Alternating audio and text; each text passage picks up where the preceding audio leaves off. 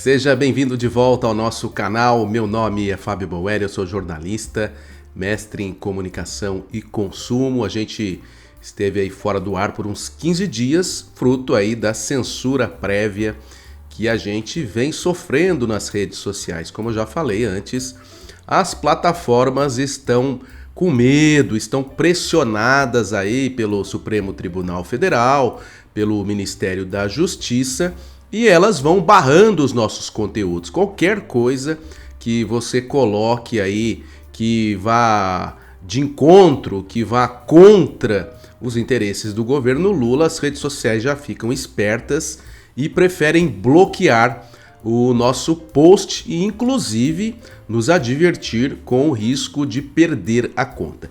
Então, infelizmente, a gente tem sido vítima dessa situação.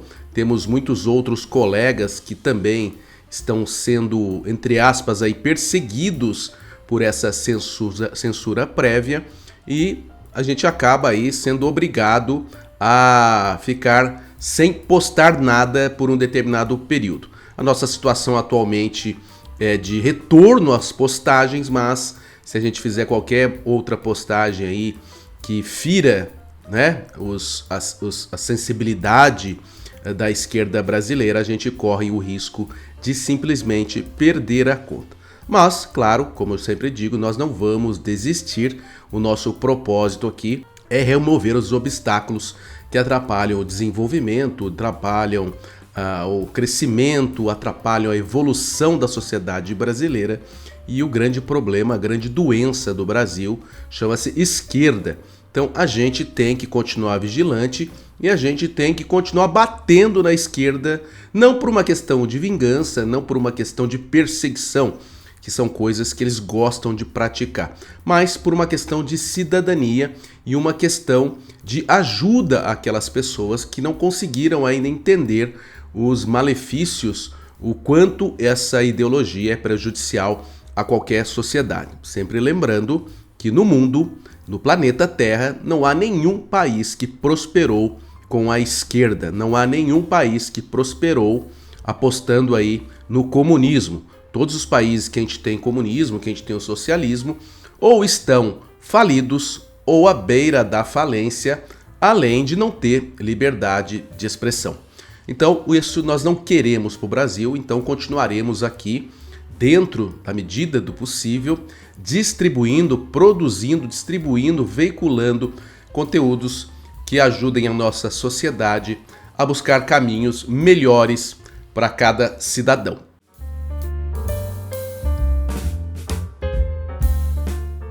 Nesse programa, eu queria abordar uma notícia que circulou hoje, que foi o arquivamento da ação relativa às pedaladas fiscais do governo Dilma, dos dois governos Dilma, que foram ali até 2016, quando houve o impeachment e o Temer assumiu a presidência do Brasil.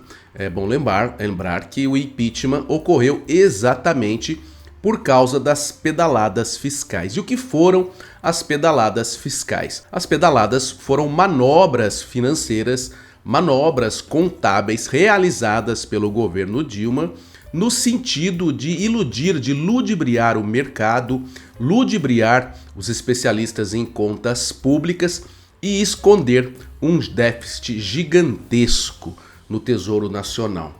E por que a Dilma fazia isso com a ajuda do Guido Mantega? Fazia isso exatamente para mostrar para o mercado que as coisas estavam sob controle quando não estavam.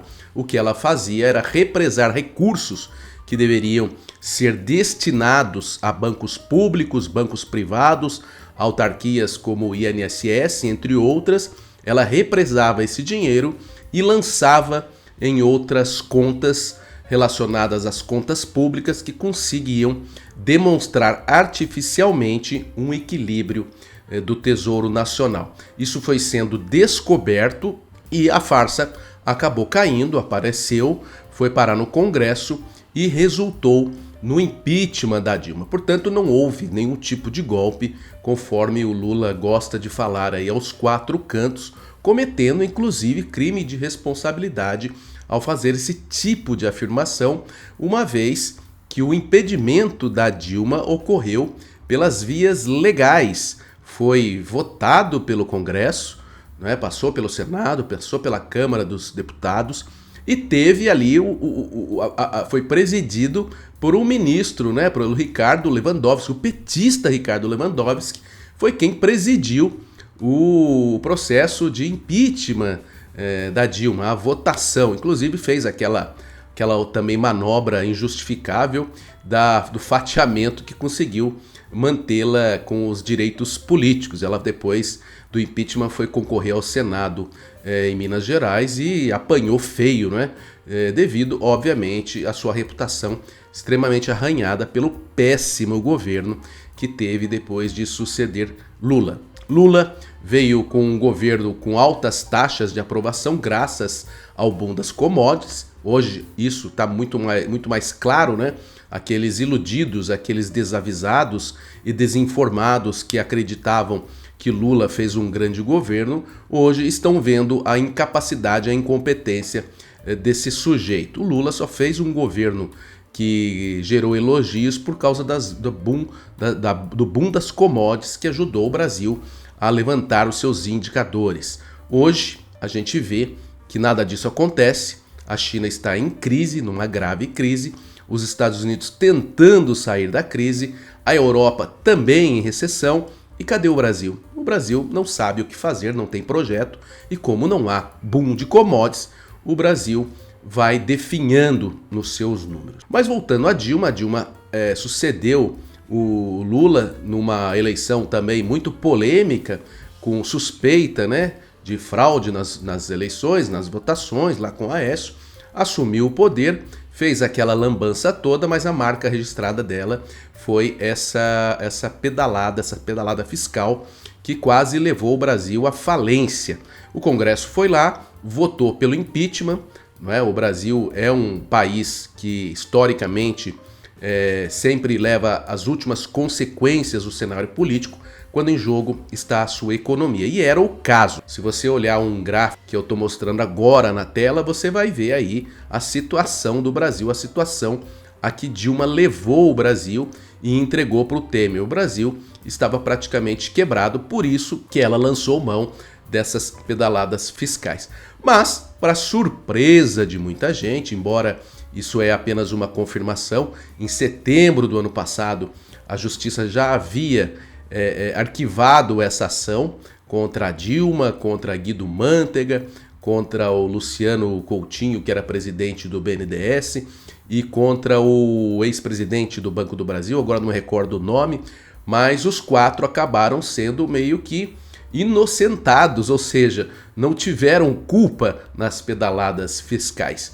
E o arquivamento se confirmou agora, nesse dia 22 de agosto, foi um processo movido pelo Ministério Público, duvidando, questionando aquela absolvição em 2022, e agora o Tribunal Regional Federal de Brasília confirmou o arquivamento da ação, ou seja, Dilma, Guido Mantega, o BNDES e o Banco do Brasil não tem nada a ver com a história. Aí eu pergunto, quem tem então?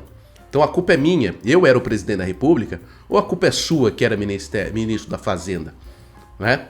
Mas no Brasil as coisas estão muito estranhas. Esse posicionamento do judiciário só confirma uma coisa, que a gente tem uma entidade totalmente incoerente, longe de qualquer conformidade com o senso de justiça, com o senso de transparência, e vai se mostrando cada vez mais um judiciário parcial, um judiciário que se comporta conforme as conveniências e conforme os interesses corporativos que permeiam toda a estrutura de poder em Brasília. É lamentável que isso ocorra, porque isso coloca o brasileiro cada vez mais próximo daquela triste sensação de impunidade, de insegurança, de não ter mais a quem recorrer. O Congresso, a gente já sabe que historicamente é uma entidade sem quase qualquer crédito.